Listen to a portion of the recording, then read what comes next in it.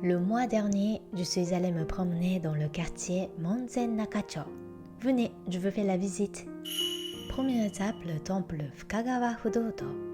D'abord, on commence par se purifier au Chojiya. Le Chojiya, c'est ce petit pavillon avec un bassin qu'on trouve devant les temples ou les sanctuaires. C'est important de s'y arrêter avant d'aller prier. Ensuite, allons prier.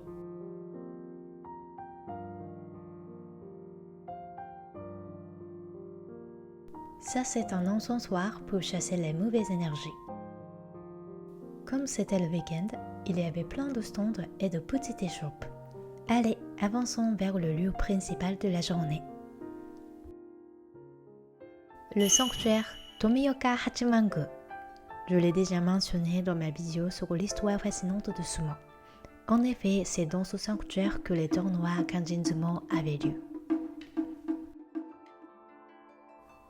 Regardez ce Chojiya.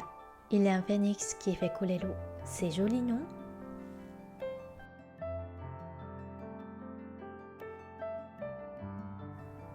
En suivant l'arrêt central, nous arrivons devant le pavillon principal.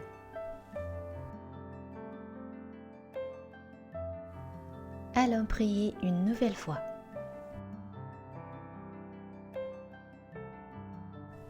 D'ailleurs, savez-vous que la façon de prier dans les sanctuaires Shinto est différente des temples bouddhistes?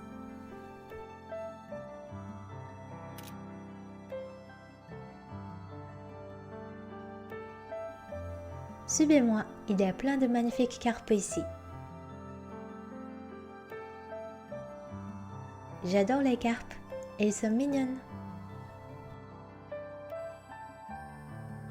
Ce sanctuaire est vraiment vaste avec plein d'endroits à découvrir.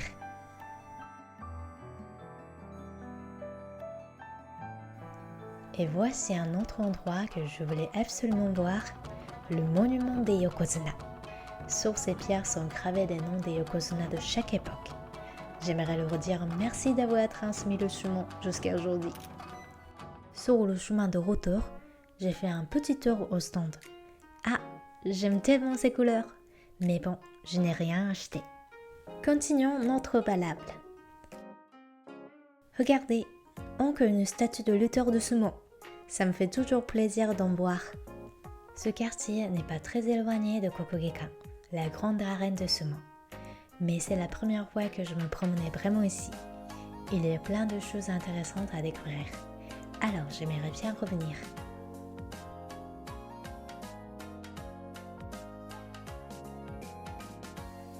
Et nous voici maintenant dans un de mes jardins préférés, le jardin Kiyosumi. Un ancien jardin de daimyo en plein cœur de Tokyo où la nature et la tranquillité se mêlent harmonieusement.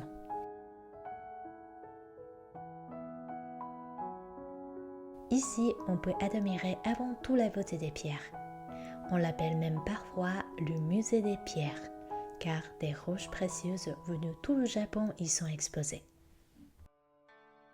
Je n'ai pas pu tout vous montrer cette fois, mais j'aimerais bien y consacrer une autre vidéo pour en parler plus en détail.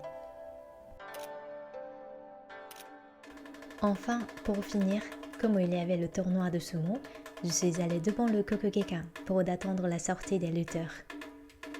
Tamawashi, mon préféré.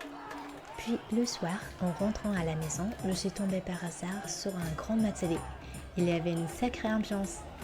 Tout le monde criait « Washoi, Washoi » en portant le mikoshi. C'était une belle surprise pour finir une super journée et un bel été.